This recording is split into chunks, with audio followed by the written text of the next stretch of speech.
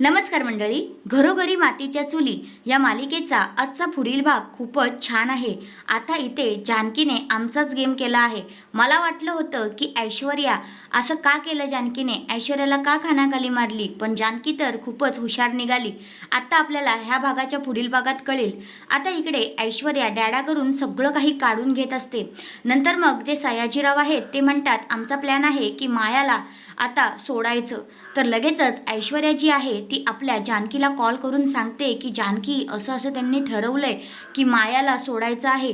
तर जानकी म्हणते की ते लोक आपल्यासोबत प्लॅन खेळत नाहीत, तर आपणच खेळायचा, आपणच त्या मायाला बाहेर काढण्यासाठी मदत करायची। असं आता इकडे हुशार जानकीने आता डोकं लावलेलं असतं बरं का।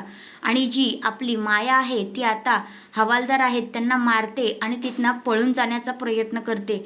आता इकडे तिने मारलेलं असतं आणि मग आता माया पण जेलमधून फरार झालेली असते।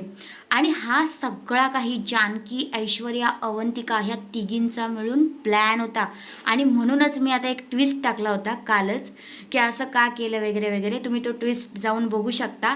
पण आता तर पूर्णपणे सगळं माझं उलटच झालेलं आहे की इकडे आता जानकी आणि ऐश्वर्या ह्या मिळालेल्या आहेत। तर हा आहे आजचा पुढील भाग। तुम्हाला कसा वाटला ते कमेंट करून नक्कीच सांगा। धन्यवाद।